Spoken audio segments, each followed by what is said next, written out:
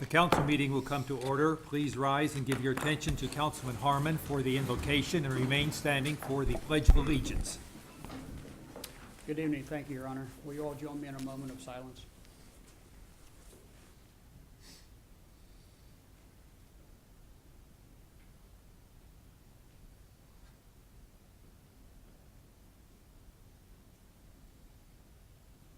Thank you. I pledge allegiance to the flag of the United States of America and to the republic for which it stands, one nation, under God, indivisible, with liberty and justice for all. There are no proclamations this evening, so we will proceed with the presentations. Mr. City Manager. Thank you, Mr. Mayor, Council.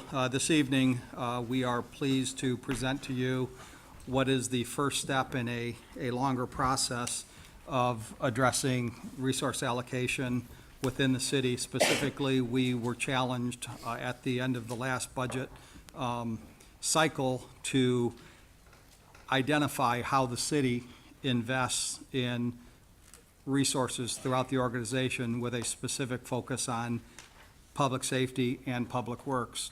We are at this point, we've been working very diligently over the last several months to identify a methodology that would allow us to bring forward to this body a very objective study that allowed us, specifically talking about police and fire, to provide a comparison that's objective and supported an informed decision as to how the city invested its resources in this area. Specifically, Councilmember Harmon had identified the understanding of the need for public safety and to support that, and was echoed by many other people, but also a recognition that we live in a society and a time of highly limited resources. And so the objective that we put forward was to bring back a study that really was nothing more than a starting point. And what we were seeking was to compare staffing and resource allocation on an apples-to-apples comparison that would allow us to draw our attention to significantly interesting statistical things. And specifically, what I mean is, as we compared ourselves to other communities, at what point do you find yourself saying, why is that? Why are we spending so much more? Why are we spending so much less? Why are we doing this? I think that to understand that there's not a lot of potential politics associated with this type of project would not be understanding of the world that we live in. And I have to commend the police department, the fire department, both internally and others who have assisted us to get to this step. They really have worked very diligently to achieve our objective of an objective and fair study. The goal really is to introduce this document to you this evening, and we understand it's going to be a 30,000-foot flyover looking at this. Where we want to go from this is we want to start engaging in a conversation that will allow us to set up a 3 to 5 year response to this, understanding that we may want to think through some particular areas, but we're not looking at immediate results necessarily. So that being said, I would like to introduce two of the key players on this team. And as most of you know, I don't do a very good job of staying out of the kitchen. I did the best that I could to stay out of this particular kitchen because I felt that the more I was engaged and involved, the more I think that it allowed people to point fingers at me and at the process and say that it wasn't fair and it wasn't objective. So I think if you talk to people who are involved, I stepped in when there were questions, but I really tried to allow the team to do the study. The two people that were primarily involved was Arnold Gordon. Arnold will speak second tonight. Arnold has a Bachelor of Science in Organic Chemistry and a BS in Pharmacy from the University of Missouri in Kansas City. I know that's not good. And then also he has a University of Missouri degree in Columbia.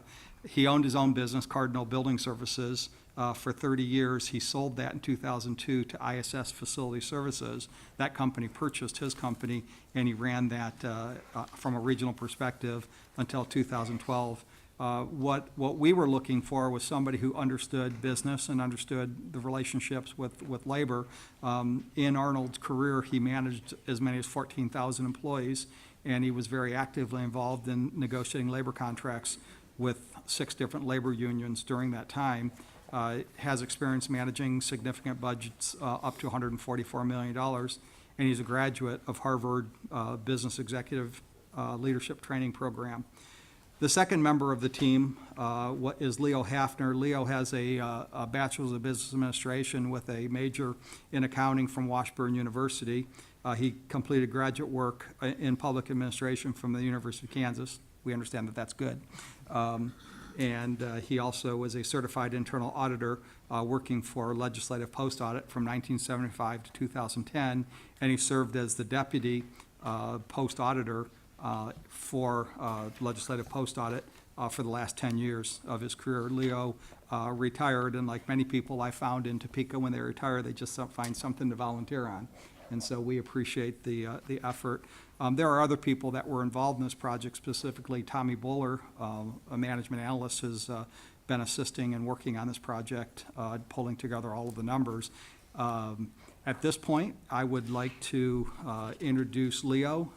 Leo is going to focus on just introducing the study, why it was done, how it was done, what was the methodology, how to use the findings, and really talk about the cities that we chose and why we chose them, and then we'll bring Arnold up to provide some additional information. So with your permission, Mr. Mayor, I'd like to ask Mr. Hafner to step up. Mr. Hefner, welcome. Thank you, Mr. Mayor and members of the council. I never thought I'd be back before a governing body giving a presentation again, but here I am after I retired doing it again. I don't know why I'm talking first, because Arnold and Tommy actually did most of the work on this. My role in this was mostly as a kind of a methodology consultant and somebody to kind of bounce ideas off of and to raise questions when we looked at the data and we saw certain things.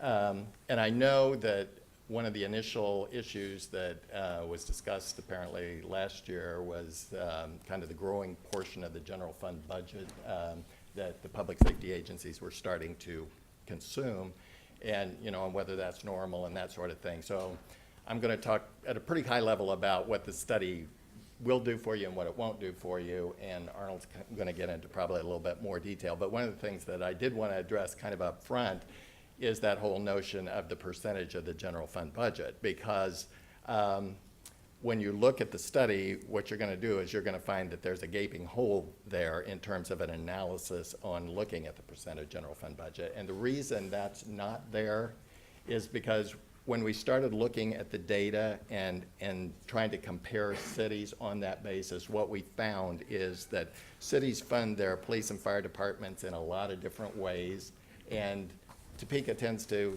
fund it through the general fund. In other cities, there's a lot of other sources that come into there. So if you start looking at what percent of general fund they're spending, you're going to get a very distorted view depending on how much of their money comes from general fund, because we did find in some cities, as much as 40% of the budgets for some of these agencies came from other sources outside of the general fund. And so we didn't think it would be fair to try to do a comparison on that basis. We do have some information toward the back of the report that shows you what the general fund contribution is in each of these cities, as well as what the other funding is on there. But we did not do a direct comparison on that basis. The report, I'll just kind of talk a little bit about how it's set up. I mean, you're going to see fire first, and then you're going to see the police in the second part of it. And each one of them is set up in the same order. You're going to have about a 2 to 3 page overview section in there. Then you're going to see a discussion of how, within that overview, of how to use the findings of this report. And then on page 4 of each section, you're going to find a summary of our major findings. And what you're going to see there is what we've tried to do is bring it down to bottom lines in terms of dollars and in terms of people. So you're going to see findings there that talk about X millions of dollars or X numbers of people. And the first point I want to make about that is simply a mathematical computation of how far Topeka is from the average, because what we did is we compared Topeka to the average of 17 other cities. And so we're not saying that the average is the right number for Topeka in terms of either the spending or in terms of the number of people. We're just saying that if you look at the average, Topeka is here compared to the others. And same way in terms of number of employees. How many people we have is going to be an administrative decision, essentially based on, community wants, what we can afford, and those sort of things. But this is a step. I kind of liken this whole process to comparing your cable TV or your cell phone bill to what your friends and your neighbors are paying. You don't know if you're paying too much until you kind of find out what everybody else is paying. And so this was kind of trying to look at an array of cities out there and see where we are relative to those cities. And one thing that I want to say, and Arnold will get into the detail of how they selected the cities, but as I mentioned earlier, there's 17 cities in there, and you can look at them, and I'm sure everybody will have one or more cities that they're going to say, why did you pick that city, and why didn't you pick this city? And I can tell you, just through some of the preliminary conversations that we've had with the police and fire departments, they've raised some of those issues. Particularly Jefferson City, I think, is one of the smallest cities that's in the comparison in there. And they're saying, well, why did you pick them? They're so small. Well, they were chosen, and Arnold will explain this, because they were a capital city, and in our neighboring state of Missouri. If you take Jefferson City completely out of the analysis, it doesn't affect the average hardly at all. We're talking like 14 cents on, I believe, one of the departments and about 55 cents on the other. So there's enough cities in here, and that's one point that I want to make, that eliminating completely 2 or 3 of them that you don't like is not going to affect the general outcome that you're going to see in this study. Likewise, the police and fire people said, why don't you look at more capital cities? So we, kind of took that to heart and went on the internet and kind of quickly, within 30 minutes, tried to grab some basic budgetary information and staffing information from some additional capital cities. And so we picked up, one of the ones they mentioned was Salem, Oregon, that they thought that might be a good comparison. So we looked at Salem, Fargo, Lincoln, and Tallahassee, Florida, because it had kind of a similar population as we do. And if you add those cities into the mix, again, it doesn't change things a whole lot. It actually brings the average down a little bit, because those cities tended to spend a little bit less than the average on there. So the only point I'm trying to make from that is that, depending on which cities you pick, you're not going to get a significantly different result than the result that we got in this study. Another thing that, probably the last thing that I'll mention here, which is going to be kind of confusing for people, is one of the things that we recognized early on with this, we needed to look at some Kansas cities, and to get Kansas cities of any size that's similar to Topeka, you're going to get into some of the cities in Johnson County, like Overland Park and Olathe. And it was brought up to us that the cities in Johnson County, because they are contiguous and they share borders, they have some advantages there in terms of being able to have mutual aid agreements, and so they can share resources among their fire departments. And so we looked for a way to kind of manage that, and so what we did in there, instead, you'll see data on Olathe and Overland Park in the study, but whenever we computed an average on there, and we've noted this in there, instead of using just the figures for Olathe or Overland Park, we took 14 cities in Johnson County that were contiguous, and we essentially dissolved the borders there. And so we gathered up all of the spending and the staffing information for all of those cities and treated those as though they were one big city. And so we used, whenever we were computing the average, we plugged that figure into the average rather than the individual figures for Olathe or Overland Park. And so I just want to make you aware of that. There's some footnotes and things in the report that will explain that and they'll tell you that. But so, and that did have some impact on that because individually Olathe and Overland Park spent lower amount. And so once we did that with all of the cities in there, it did raise the average spending in that area because it kind of washed out the advantages that they were having. So actually with that, I'll just, we don't make recommendations in this report, again, because this is just kind of a first step, as Mr. Colson said. This is to give you kind of a long-term thinking document to say, where do we want to go from here? You know, are we happy with where Topeka is on the spending scale, on the staffing scale, or are we thinking we need to get a little bit closer to the average? And so there can be a number of reasons why we might be above the average.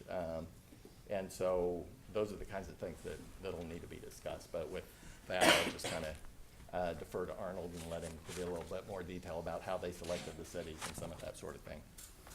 Thank you.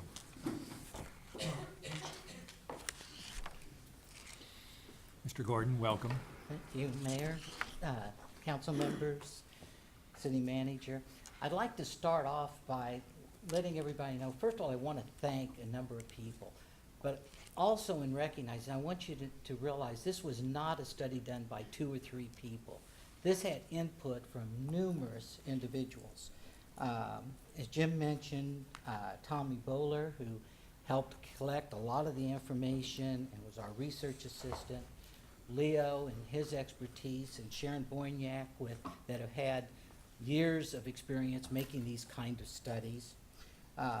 Deputy Chief and soon-to-be interim Chief Tony Kirk, Captain Scott Conlon with the Police Department, Deputy Chief Greg Moody, and Chief Bailey, Police and Fire Department chiefs and deputies through all these cities. We contacted them for explanations to help us determine information. City, finance, and budget departments, to clarify, and numerous people who checked and rechecked our numbers and proofread our study to give it make sure that when you got it, it was we hope it's correct. To begin with, when we were charged with this, we were asked to look at to identify cities that we could compare Topeka to. It became a very arbitrary type of thing. What cities do we choose? We were given a totally open hand to choose whatever cities we chose before we started looking at any of them, as far as their information of what they were charging or costing for these services. We took the U.S. 2010 Census Bureau numbers. They have a list, and anybody's welcome. You can pull that up, pretty simple. And a ranking of all the cities based on size. We found Topeka, and this is all the incorporated cities. We found where Topeka was and started looking on both sides of it to try to come up with cities that were similar to Topeka. As we did that, we were able to identify 7 cities that at least were reasonable, and that was without getting into, as Leo mentioned, we looked at Tallahassee and Salem, Oregon, and on all sides of things at the request of police and fire departments. But we wanted to try to keep everything as close as we could to the center. And by choosing cities that were as close to Topeka as we can, and you'll see in there, when you look at the demographics, what those 7 cities were, how they compared to Topeka, and they weren't too bad. I think when we ended up, we had a total of, I think it was 9 that were smaller than Topeka and 8 that were larger, or vice versa. I don't remember the exact numbers. After we picked those 7 cities, we decided, you know, Topeka's unique. We're a capital. We need to look at capital cities. And so we identified 3 capital cities. Then we said, okay, we want to compare them to cities in Topeka. And the only one that really matched Topeka in any comparison is Olathe. We finally settled on Olathe, Overland Park, and Lawrence. After we got all this done, suggestions came to us that we really would be nice to add Wichita and Kansas City, Kansas, even though they were larger, and at least have the numbers for those cities. It was also suggested we add at least 2 more cities in our capitals. So we would end up with 5 capitals, or 7 similar cities, 5 capitals, and 5 cities in Kansas. We had a difficult time picking those additional 2 capitals. Frankly, we would have liked to use Lincoln, and as we did use their numbers at the request of the police department, and we do have those that we can provide for you at a later date that are not included in those, but it didn't change our numbers. But the reality was, all of them around us were much larger, and then we had Jefferson City, which was much smaller. You know, you look at Denver or Oklahoma City or Dallas or any, Lincoln was close, but it was still so much higher. And we ended up using Madison and Boise, Idaho. That was pulled straight out of the air because they were a little bit closer to ours. But again, we can transfer, we got 4 other cities that we can compare as well, if it's preferred.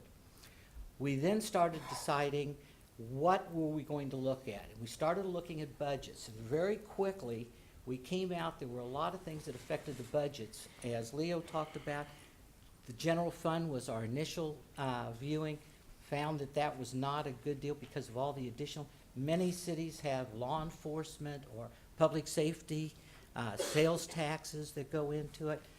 Many of the departments, for example, many of the fire departments had ambulance service. They had airport security.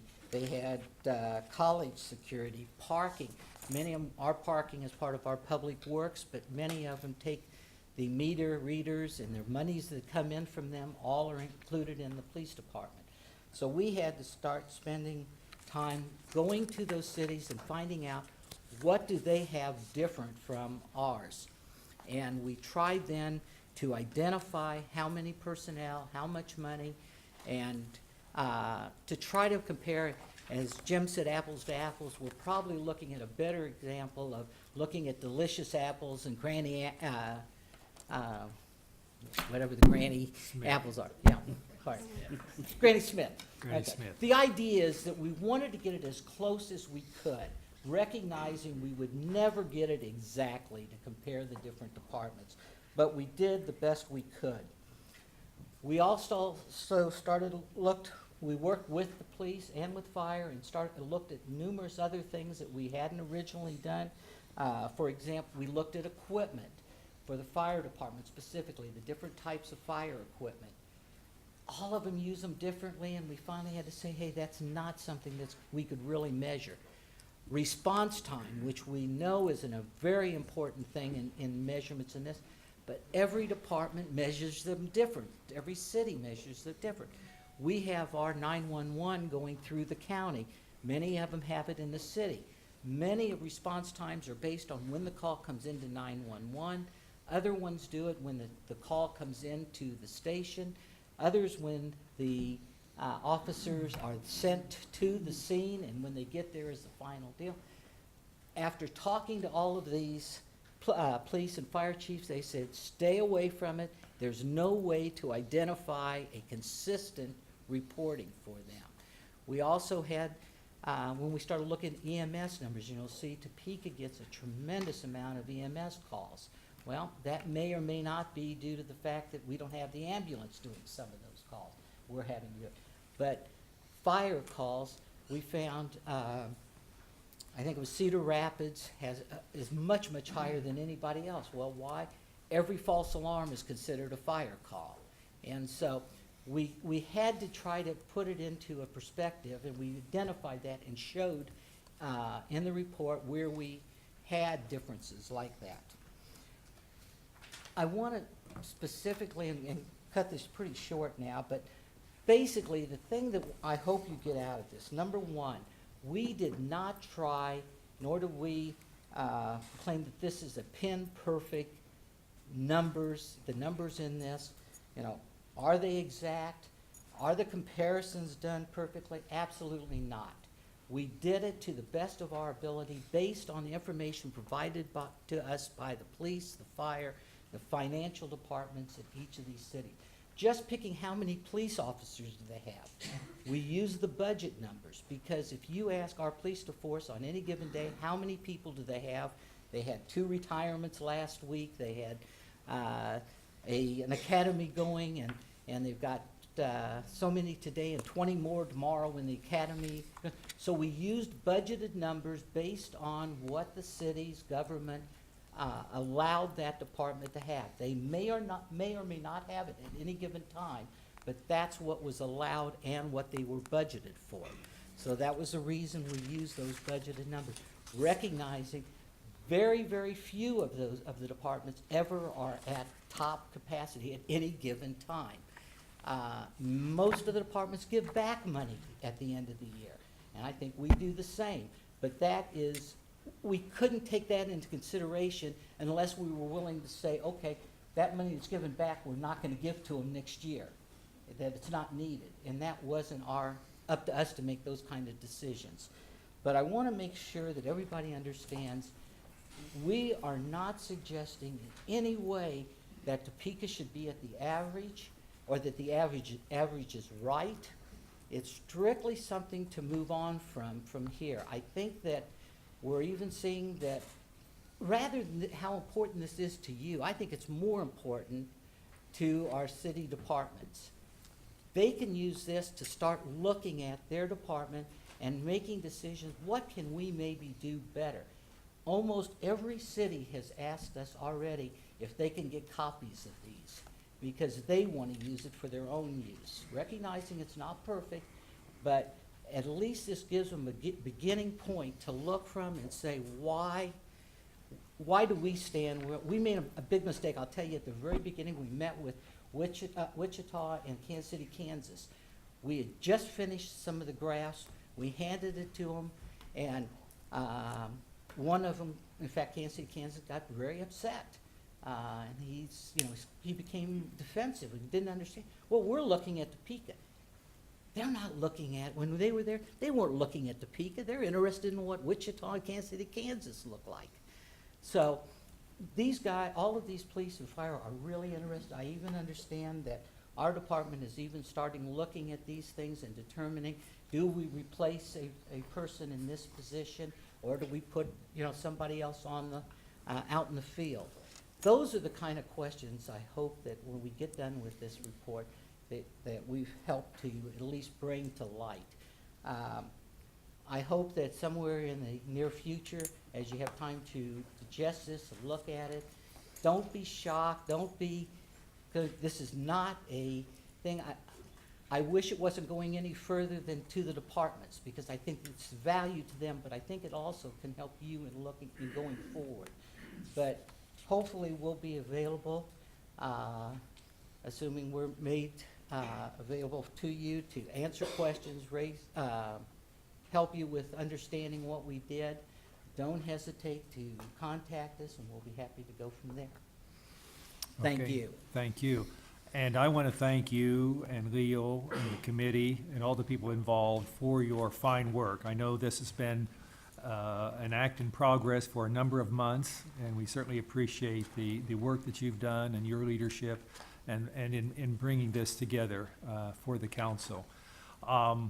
And I guess my first thought is, now that we've received this, since we didn't see it until tonight, I think I need to read it, and will there be another time within too long before we have an opportunity to discuss this, maybe, and ask questions and get background or things that we see in it or don't see in it, and et cetera? Yes, thank you, Mr. Mayor and council. The plan is for us to continue to work with the departments and to take a look at these studies, understanding that where we got to a point where there was I'd like to understand that a little bit more. We know that we have to do more research and more conversation and understand within the departments, and even understand within some of the other departments, so that we can do more fair comparison in a very near time. And it could be a week, 2 weeks, a month. We can talk about what that schedule is for us. We would like to come back actually with the departments and with the staff and start talking about this from, what does this mean to you? How do we go forward on this? But yes, we understand that this just got delivered to you tonight.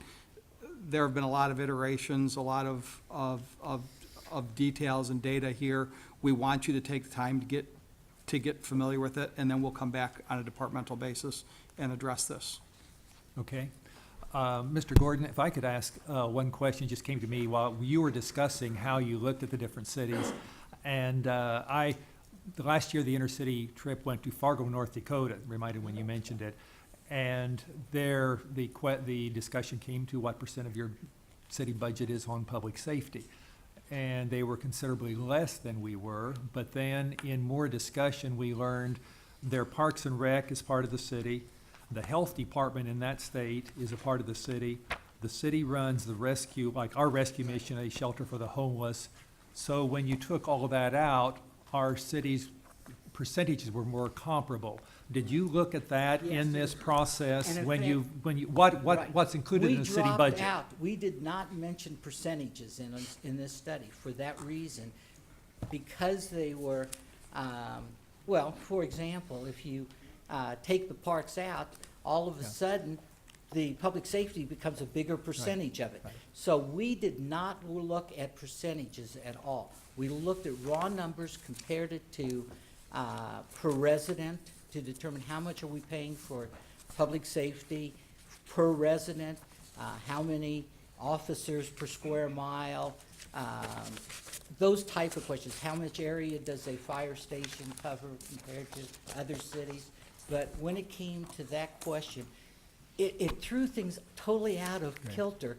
And even though our initial deal was to look, we were looking at general funds, we said, hey, with all these other additional incomes, and we show those additional incomes in the appendices, that we decided not to view them in that way. if that- Okay, thank you, and I think that's good to hear, because typically, this issue comes up, the only thing mentioned is what % of your general fund budget goes for public safety. Right. And, We did not, we decided to throw that out. It was the first thing we threw out of our study. okay, all right. Council members, do you have other questions tonight? This is the introduction phase. Seeing none, Mrs. Hiller? I guess I would just ask, this is fresh to all of us. There'll be a lot of analysis and reaction in the paper, in the press, I would assume. I hope that we could kind of get a heads up on it as it's rolling out so that we're prepared. Okay, Thank you. all right. Mayor, I Thank might you. just say, I Yeah. hope that this is not. You come back to the mic, please. I'm hoping this does not get blown out of proportion. You know, you look at these numbers and they go, oh, you know, you gasp. There's reasons, and that's what we need to look at. Why are we different? Why do we need to be different? It's not a suggestion that tomorrow, or even the next 2 years or 3 years, this is something to look at over the next 3, 5 to 10 years. We didn't get to this position, and I'm not sure it's wrong position today. It's just a position we're at.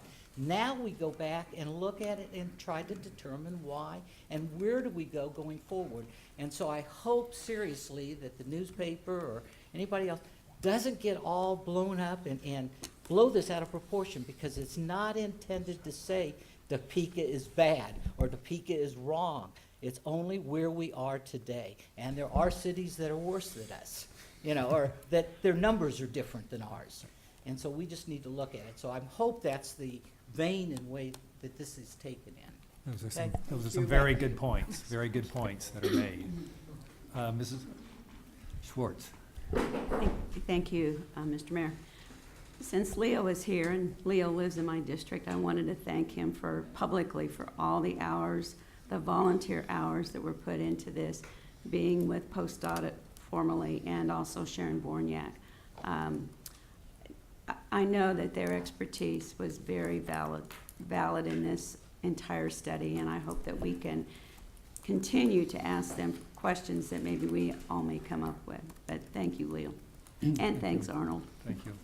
Any other comments? Mr. Harmon? Thank you, Your Honor. Mr. Colson, will this resource allocation study be available for public viewing on our website? Mayor and Councilman Harmon, yes, it will be. Thank you. Other questions, comments? Seeing none, I believe that completes the presentations. We'll proceed with a roll call. Mayor Walgass, Here. Council members Hiller. Here. Brown.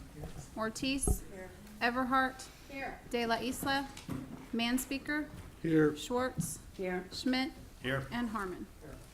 And Councilwoman Della Isla is ill and cannot be here this evening.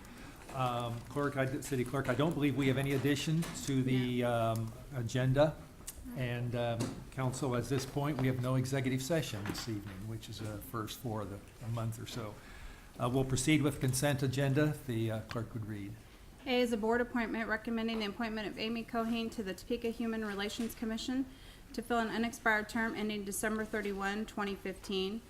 B is a resolution introduced by Councilmember Sylvia Ortiz granting Leonard Gonzalez an exception to the provisions of City of Topeka Code Section 945-150 at C concerning noise prohibitions. C are minutes of the regular meeting of June 17, 2014, and there are no applications. You have heard the consent agenda. Council, your pleasure. Mr. Schmidt moves to approve. Everhart seconds. Discussion. All those in favor vote yes. Opposed vote no.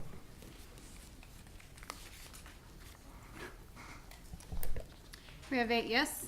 8 having voted yes, the consent agenda is approved as read. I would like to take a moment to introduce our newest appointee. That is Amy Cohen. If you would stand, please.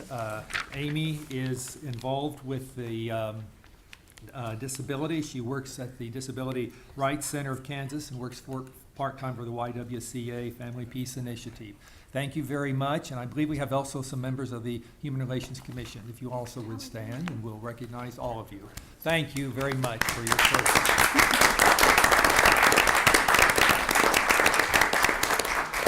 Thank you. We will now proceed with the action items. 5A, an election. 5A is an election of council member to fill a vacancy on the Metropolitan Topeka Planning Organization, MTPO. The Metropolitan Topeka Planning Organization is the organization that does by law, stipulates that it is the planning primarily in the area of transportation, but in other areas. And it is composed of a member of the county commission, a member of the planning commission, usually the chair, a member from the Kansas Department of Transportation, a person from the Topeka Metro Authority, and then the city council elects 2 of its own to serve. Councilwoman Hiller is a current representative, and then the mayor appoints 1 person, and I have appointed Nathan Schmidt to be on the MTPO. So it's, we need to elect now, and we have a vacancy on it, and this person, this individual then would serve until in April, when we would elect new people for this board. So we can say at this point that the nominations are now open. Mr. Manspeaker? Motion to elect T.J. Brown.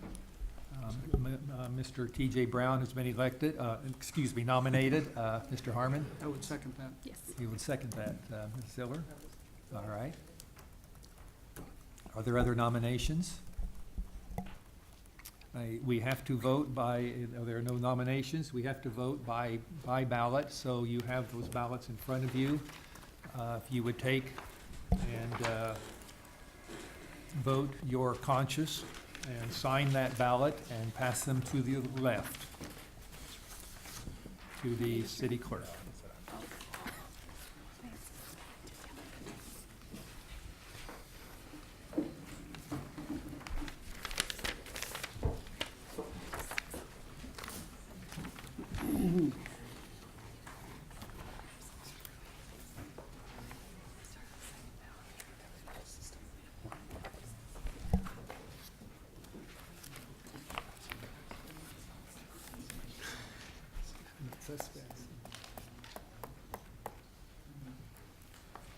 We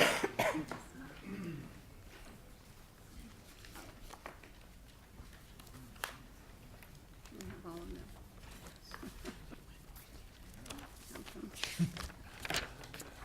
Councilmember Brown. Councilmember Brown.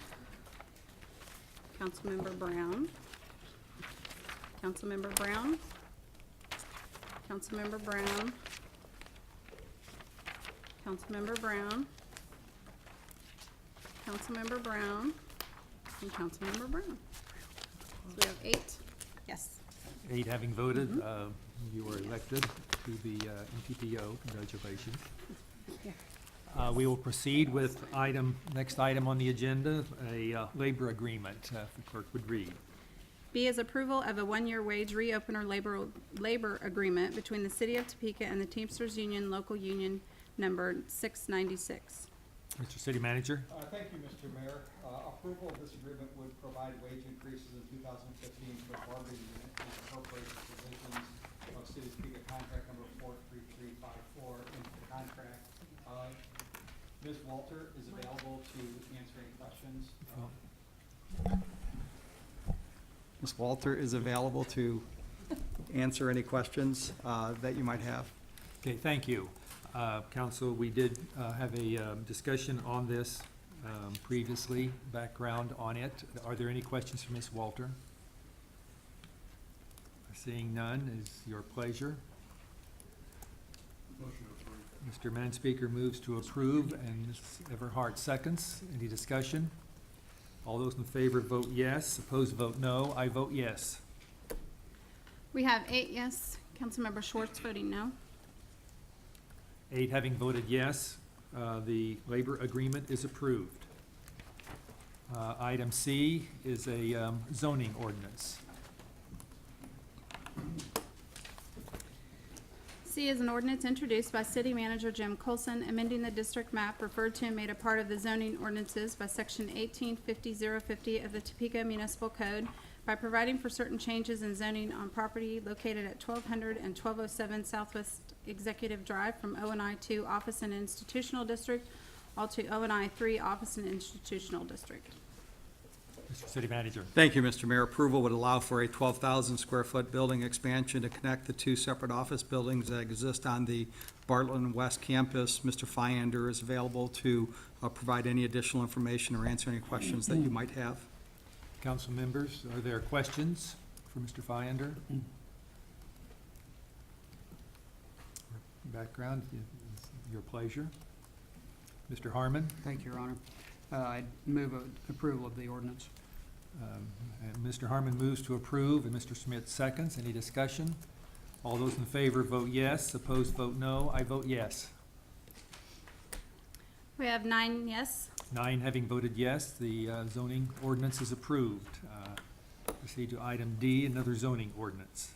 D is an ordinance introduced by City Manager Jim Colson, amending the district map referred to and made a part of the zoning ordinances by Section 1850-050 of the Topeka Municipal Code by providing for certain changes in zoning on property located approximately 200 feet south of Southwest 21st Street, all to the south of the properties located at 4007 and 4009 Southwest 21st Street. City Manager. Thank you, Mr. Mayor. Mr. Fyander has put up on the screen a map showing the subject property. In this particular case, approval would allow for additional parking in association with a 2,000 square foot Dunkin' Donuts to be constructed on the property located directly to the north of 4007 and 4009 Southwest 21st Street. Mr. Fyander is available to provide any additional information or answer any questions. Council members, do you need additional information or background?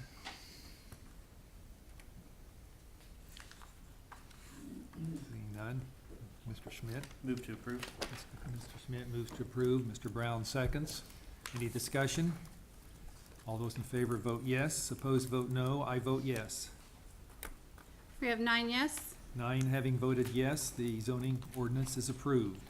Go to item E, resolution on the Star Bond.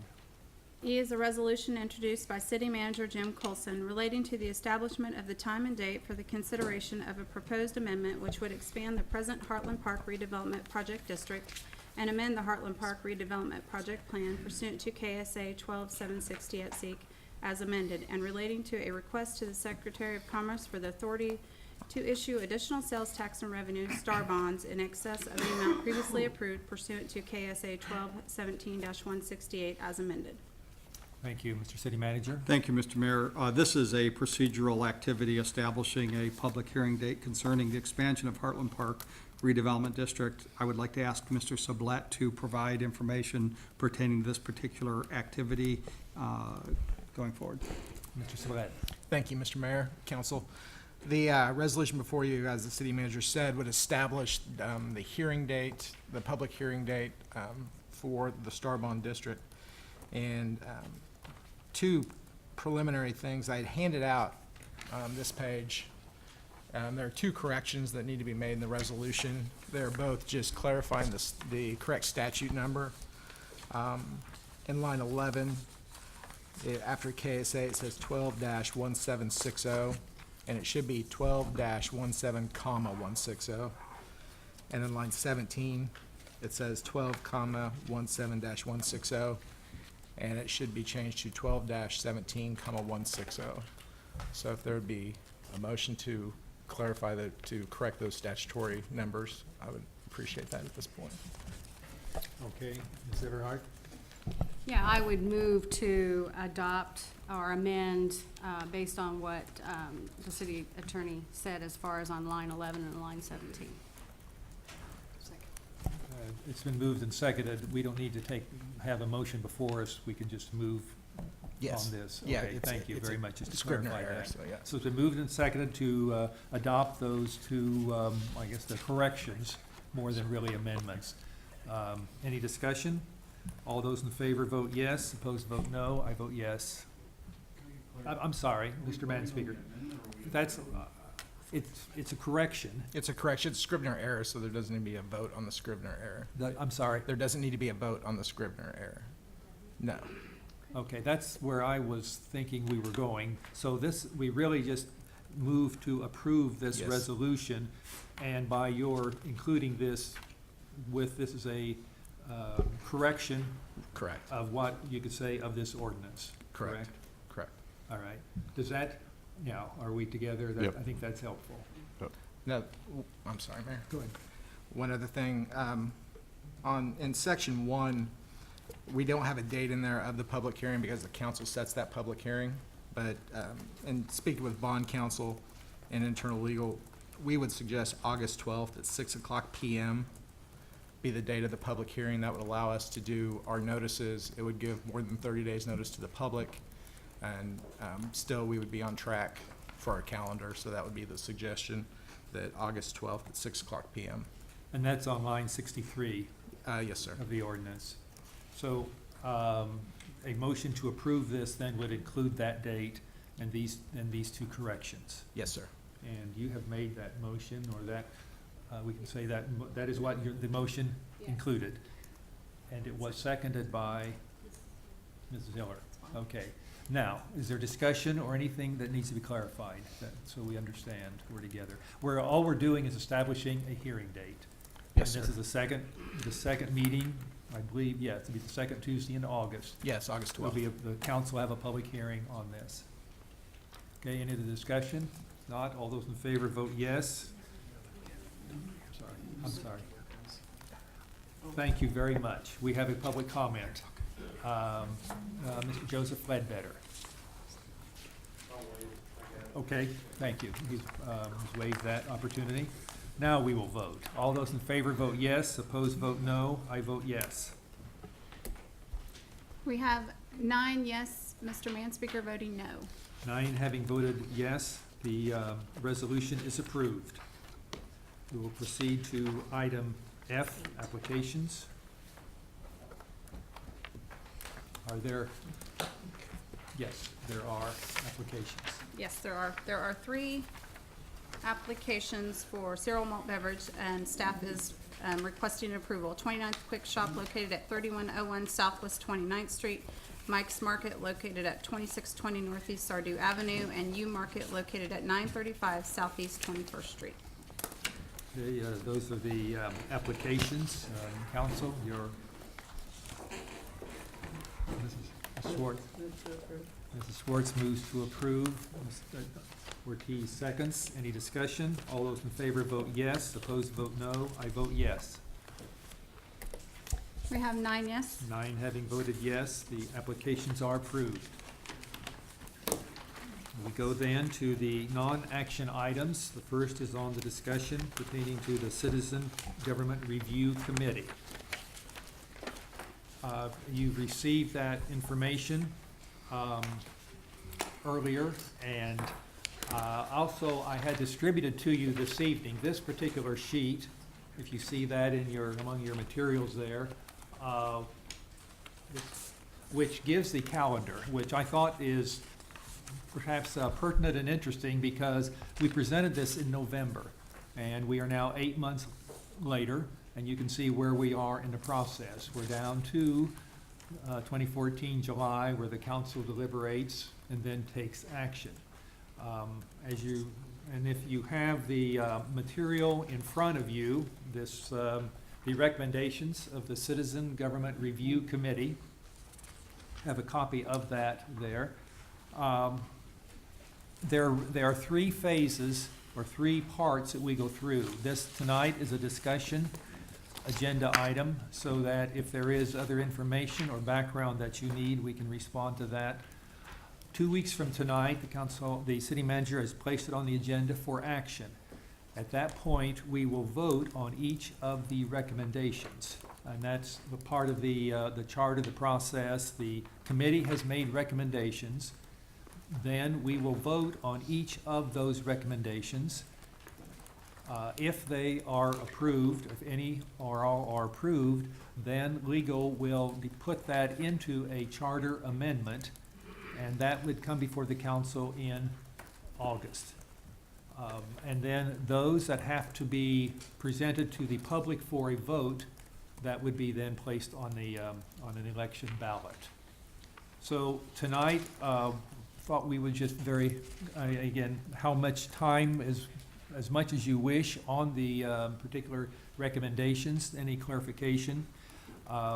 The legal department has developed this body or this paper here for us, which I think is very helpful. It sort of groups them in one of the similar topic. The first 3, all in a sense, are interrelated. They have to do with the mayoral voting, A, B, veto, and C, council and governing body references. And the first item under mayoral voting, and you can see there right now, as you know, the mayor can vote on certain matters. The committee recommends the mayor vote on all matters except for the ordinary ordinances in which the state law authorizes a mayoral veto.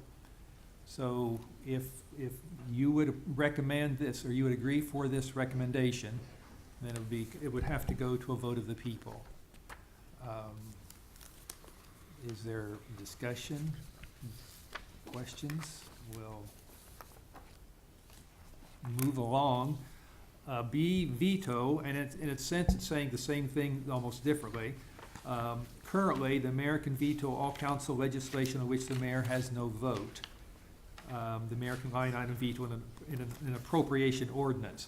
The committee recommends that we repeal our existing veto provisions and use a state law which allows the mayor to veto ordinary ordinances. I know this gets technical, but actually the state law has now determined or stated which items a mayor can veto or not. So we would be following the state statute on it with this adoption, and again, this would have to go to a vote of the people. And then the third part of the same aspect is council and governing body, where currently, as you know, our charter refers to the mayor and a council, and in other places it terms the governing body, of which the mayor is a member. And that's the part that causes some confusion, particularly among the public. The committee recommends that the mayoral duties, we change all references to council from council to governing body, so that in our code we'd only talk about a governing body, which also relates back to the mayoral voting, all 3 together then. It would just take that difference out so that we would always have one body, just a governing body, and that's primarily what the state statute refers to municipalities. They refer to them in that manner. So those 3, and although you would vote on each recommendation separately, they would probably be put in the charter amendment as one, because it's all really relating, they're all interrelated as such. And then number 2, item there on the second page is a separate one. The council rules provide the deputy mayor presides at committee meetings comprised of all council members. Committee recommendation is that the mayor would chair these committees, which is just, and this is included in the council rules and not the charter. So if this recommendation is adopted, it would be placed in the council rules rather than in the charter ordinance. And all of these, this one does not have to be voted on because it's a council rule procedure, would not have to be voted on by the public. Then we have the committee recommended a series of amendments to the charter ordinance so that it would be consistent with state law. And I believe Mary Feeney is here. If I could have her come up to review these or to answer any questions that you have. This is actually, you could say, cleanup legislation because, in a sense, we are out of compliance with the state ordinances.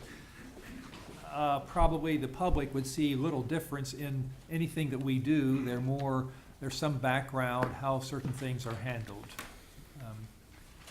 And if you'd like to just review those quickly, or if there are any questions of the council.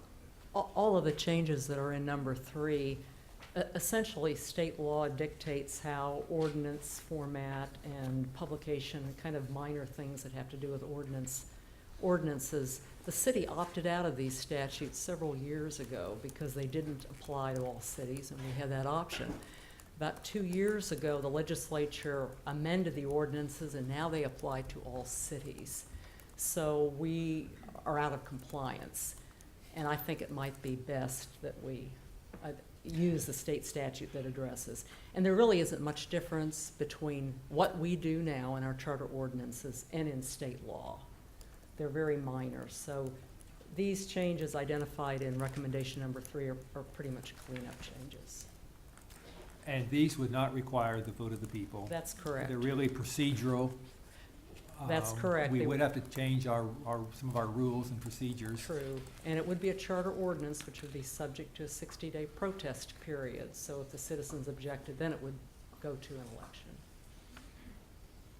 Do you have any questions on any of the specifics? Yeah, Mr. Manspeaker. Just a point of clarity. We have to do this by statute every how many years? By What we're doing here, reviewing our form of every government? 10 years. We Every review 10 our- years. Yes. And beyond reviewing it, do we have to take action? No, you do not. So all of these proposals in front of me right now are someone's intention, or are they the intention of the body? Well, Of- they are recommendations of the committee, but From the you don't have to adopt them. The council does not have to adopt them.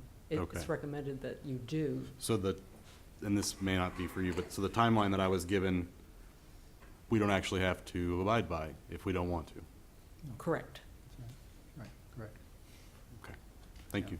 Yeah, I think our charter we have a committee, Citizens Review Committee, that reviews the charter every 10 years and makes recommendations. So that's the process we're in.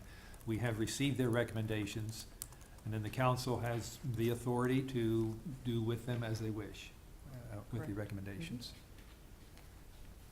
All right, then those are on pages 4, 5, and going on to page 6, the back page, there's 3 other recommendations.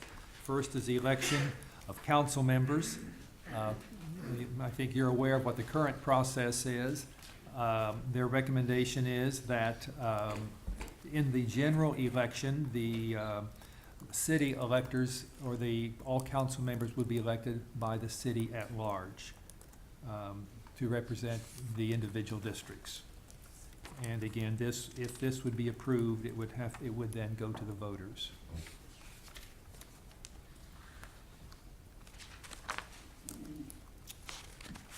Ms. Schwartz. Thank you, Mr. Mayor. I would like just, and I know Judy's here, and I think the chair of the committee is here. I'm sure a lot of effort went into the discussion of all of these points, and including the one we just talked about.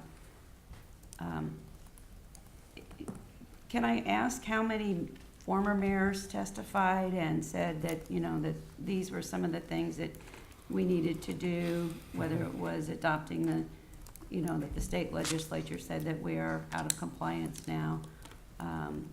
To me, it's up to this body to adopt these recommended changes, but I think we've kind of made light of the fact that they're on paper, and we haven't really heard a lot of detail as to how they came up with each one of these, including this one that we're on now, election of council members. So I would like to ask one of the committee members, or both, anyone that is here tonight, if we can delve into some of these as to why that they would want to, 2 candidates are elected from each district, with all city electors voting at the general election to elect the person who will represent the district, and it's similar to school board elections. So what was the basis for that? Okay, and we have 3 people who have signed up to speak on this. I had planned to go through what we're doing right now and have those 3 speak. But on this particular one, I know the chair, Jim Reardon, is here. If you would like to come, would you mind coming up to provide some background on how this decision, on this particular, maybe just on this one of how people are elected, and we could have Judy Mueller also is here of the committee. So we could have 2 different views of the background on this particular recommendation pertaining to the vote. Mayor, members of the council, as far as I recall, and Judy is here to back me up, but this was an issue that, not so much from the former mayors, I think that was your question, although, and in fact, Doug Wright was pretty adamant that it pretty much stay as it is. He did not like the idea of voting. But the idea was brought forward many times in our public comments. The idea was brought forward by the former city manager, or city administrator, and came from the business community to a degree. And you may have other impetus to. We did hear it over and over at the public hearing in particular. And Mr. Lochner, who's going to speak later, also brought it up in a very learned way and gave us several choices for how we would get to at-large, and this is what we decided would be the best way. We continually hear the issue, and frankly, we just thought it's time to bring it forward and see how it's treated. I believe Mr. Schmidt also had expressed interest in it, and others as well. All right, that's some background. And I know the two former mayors who did speak was former Mayor Doug Wright and Mayor Bunton. I think we're the only 2 former mayors who appeared before the committee. Other questions for our 2 committee members? Mr. Schmidt? I don't have any questions. I was just going to say that yeah, this was discussed over several of the committee's meetings that I attended. I think virtually every meeting that I attended, this came up at some point. The idea and my advocacy of it was to provide the city. This isn't the recommendation that I made. I made a different recommendation to bring at-large voting at least into some aspects of the council. This was the compromise that came up, but the point I think of from everybody was that we wanted to instill the idea that this governing body represents the city as a whole more so than fragmenting the city into various districts which throughout the 10-year history of this current form of government had seemed to be on occasion an issue. So that's part of the background where it came from also. Okay, thank you. Other questions or comments? Mr. Manspeaker? I would say the antithesis of that would be that when we had a commission form of government, you saw a counterbalance of individuals who were elected to office at large across the entire city that were from one part of our city. You saw the balance of development within our community shift to one side of our city, and we're still left with that problem years and years later. So though I understand the point of at-large voting, I think at the end of the day, it is meant as a tool to divide the populace from their elected representatives and create more of a buffer. I think it is beneficial to organizations that are supportive of it in terms of being able to elect folks that might be more moderated towards their interest, but it does not, from my perspective, well represent the citizens of the city of Topeka at large. So I will stand opposed to this and continue to be opposed to it. Other comments? Mr. Schmidt? I would just point out that was taken into consideration, and it is true. There are many miles more of trails, of pools, of community centers on the east side of Topeka than there are on the west side of Topeka. But there were many more elected officials on the west side of Topeka than on the east side of Topeka when we were in the commission form of government. To address that issue, this proposal keeps districts involved. You have to remain from a district. The vote just goes to a citywide electorate instead of just the district voting on that person. But this would not allow for 5 people to be elected from the same city block in the city. They would still remain from all 9 districts. Thank you. Are there other questions for our committee members or comments? Ms. Ziller? Just for clarification, because I did read your report, and again, thank you for all the work. But I also heard what you said just now. So I wanted to ask, was that really a recommendation of the committee, that the committee felt we should change, or that you'd heard it often enough that you felt that as a committee you should put that possibility forward for discussion and consideration? Well, 2 things, and actually they reflected the thinking of both council members here. Mr. Wright suggested that if everybody ran at large and didn't do the districts, then exactly the result would happen that Mr. Manspeaker mentioned. On the other hand, Mr. Schmidt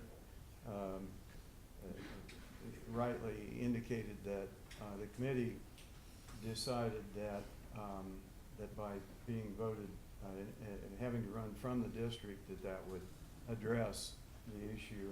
And so what we brought forward, actually what we heard most was the 7 and 2, where 7 council members would run from the district and 2 council members would be elected at large. That was eloquently presented by Mr. Lochner, and the report is in your report. The committee liked the idea of looking at the at-large issue, and we believe that the easiest way to do that would be, as we proposed, to do the voting very much like the 501 school. Yeah, the 501 school district does, where they run from the district but they're elected at large. That would, then you wouldn't have to redistrict, you wouldn't have 2 classes of council members and possibly even 2 pay grades. We thought it was the most convenient way to implement the at-large voting. And so the committee, after did want to bring the issue forward, but we thought this was the best way to present it. Thank you. And if I might add. Yes. It was a recommendation, one of our recommendations, and it was unanimous. And we did not go into it lightly. We knew it would be controversial, and there was a lot of discussion in the committee about it. Thank you. Other questions, comments for the committee members? Mr. Manspeaker? This is just a in general that I'd like to make. The concern that I have is that voters and citizens have a cost-benefit analysis that they have to make when they engage government. And so the amount of time that it takes them to understand who to engage is part of that cost-benefit analysis. If I do not know who my elected representative is, then I don't know who I can reach out to and have that conversation with. As we sit here right now, I don't know who my 501 school board member is because it's incredibly confusing as to which person is actually yours out of the, what is there, 6 of them, 7 of them? And they rotate every 2 years who gets elected and who doesn't. It's to me, it is a way to create a buffer between the populace and the electorate. And there should not be a buffer between the populace and the electorate. The representative democracy works that we have right now in the city of Topeka works just fine. Okay, I think we're through with the committee members. If you, thank you very much, and then, because we'll go on to our own discussion. Mrs. Everhart. Thank you, and I appreciate the hard work of the committee, but I certainly could not support any change in how we elect the city council members. I think that the current 9 districts, at some point, if we want to look at large, there may be a way to do it, but I wouldn't do it this way. I think that would be, the reality is that the person that's voted on then in the district may not be the person that is selected at large. So, I mean, the very person that a district wants might not get elected to the seat. And it's incredibly expensive to try to run city-wide. I mean, I'm sure the mayor could speak better to that than I can, but having ran in even just a legislative district, which was a lot larger, I mean, it really then comes down to who can raise the most money when you change it to this type of a process. And that, I don't think that is fair at all. I think, again, that removes that local district person that lives in that district, that they get to see, that they know who that person is, and who can walk door to door throughout that district. I don't think I could walk door to door throughout the whole city of Topeka, so I think it'd be a little difficult to do that. So I appreciate the idea, and I know the discussion of having, you know, some form of an at-large representation may have merit. I just don't like this approach, so I couldn't support this. Thank you. Mr. Brown. Thank you, Mr. Mayor. I'm the only sitting member who was not elected, so therefore maybe I'm a little personally sensitive to this matter, but I don't see myself being able to support this either. I do understand that at times in the past, the district representation has led to some issues of its own, but from what I've heard, I don't think this would be favored in my district. Thank you. Thank you. Mrs. Hiller? As far as position, I think I've been consistent all along. I can't support a change. You know, the voters really spoke when they wanted the one-on-one. I really can't see any surefire way that any change, the proposed change, would improve representation or the quality of the council. People have worked hard at that. I think you don't turn back. I appreciate the fact that the committee inquired about their final recommendation, which I know we'll get to. But to me, we need to settle in with what we have. It can work elsewhere and it can work here.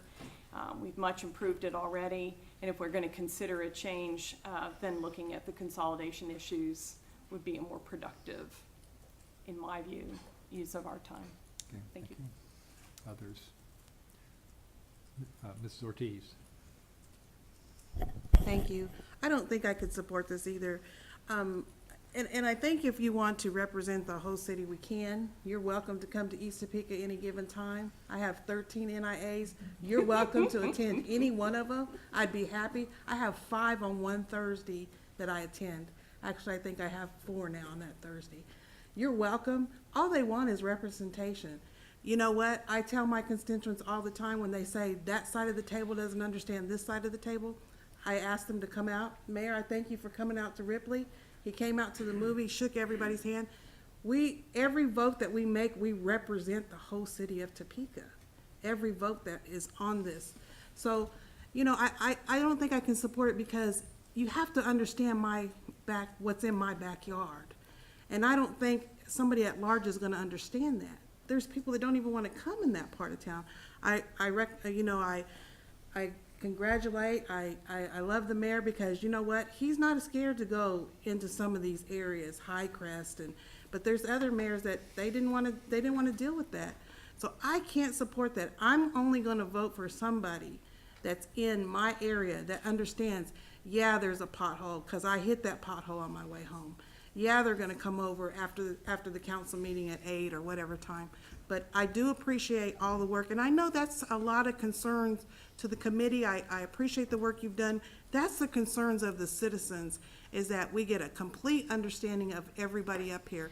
So to anybody out there from District 1 to District 9, you're welcome to attend any functions, any NIAs, and, you know, I'd be happy to show you around, and I have a couple of constituents, Joanne Peebler and some others, that they would be happy to show you around in our district. Thank you, Mr. Mayor. Thank you.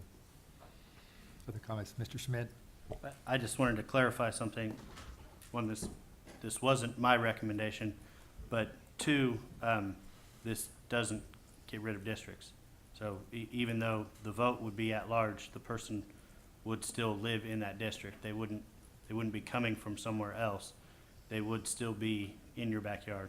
I just wanted to clarify what the committee's position on, and the committee took that into consideration numerous times and had much discussion about keeping that person there. And that's not to persuade or dissuade anybody, but I just want to make sure that when we're talking about this, that was the recommendation of the committee, not to move it to an at-large and you can live anywhere to be elected to the council. Thank you.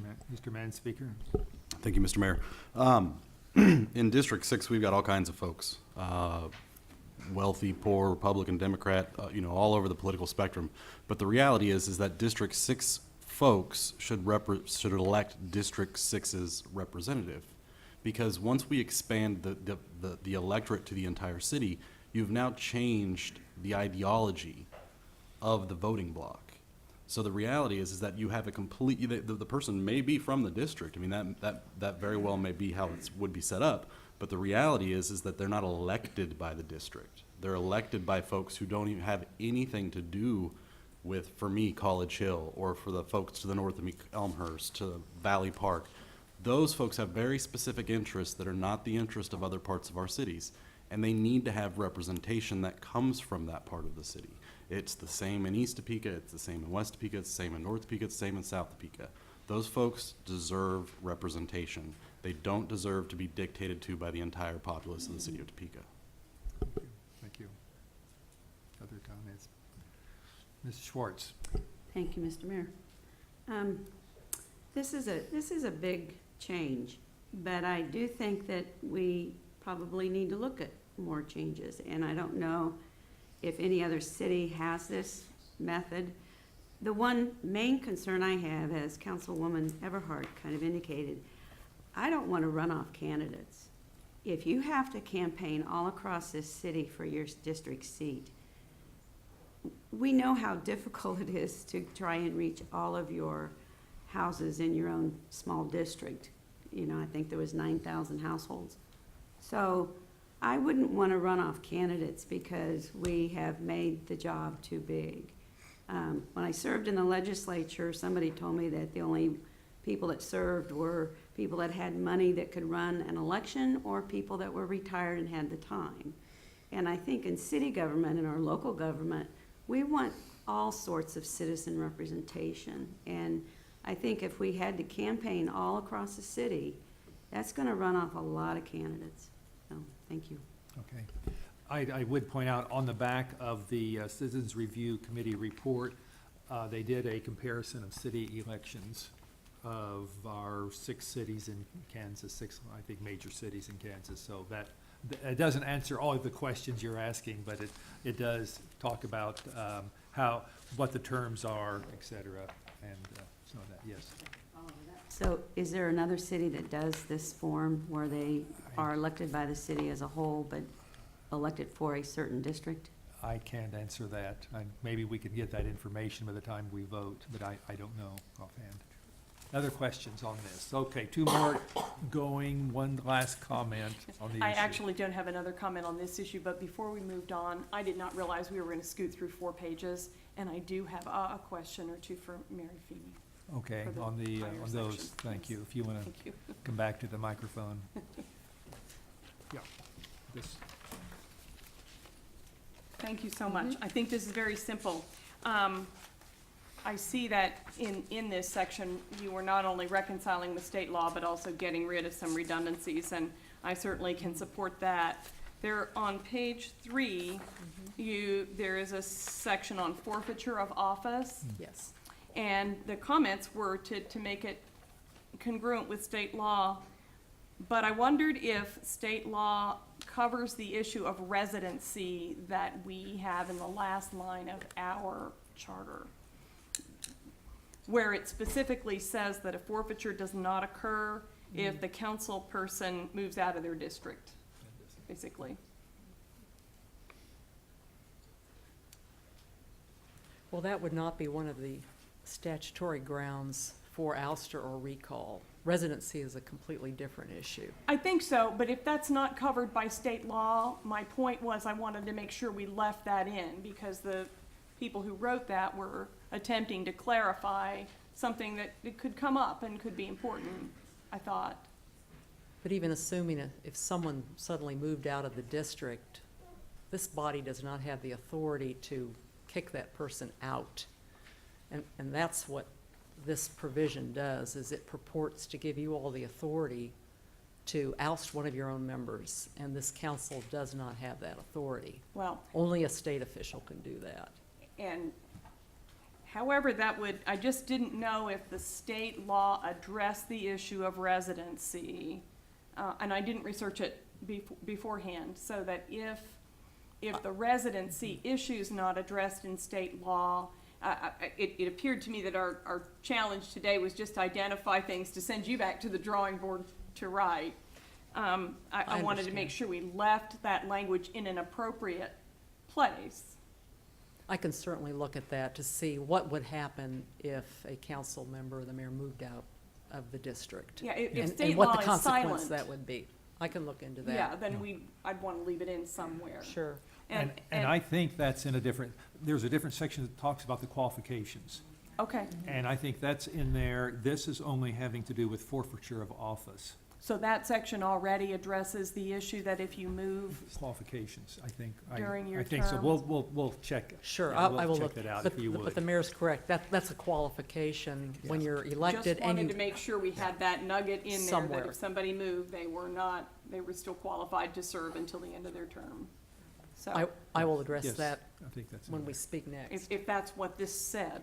Okay, you had another question? The other comment on that was that where we were going to get rid of language that was already covered by state law, my preference would be that we at least put something in there, like we do in the fire code, for instance, where we make reference to that.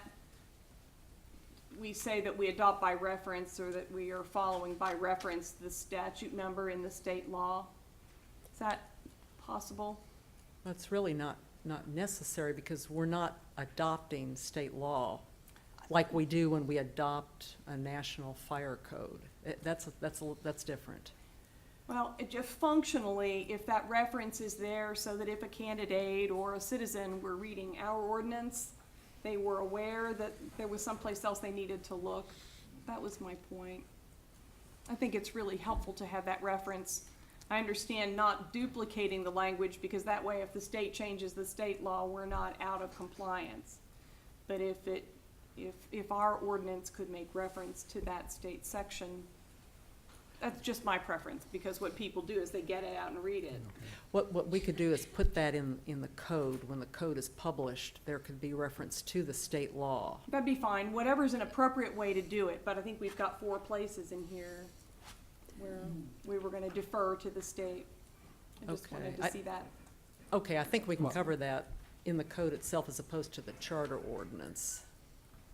Yeah, I think that would be better. Or we could, when the vote on the recommendations, if you wish to propose that, and it could be a vote of the people, of the council then, if you want that put in.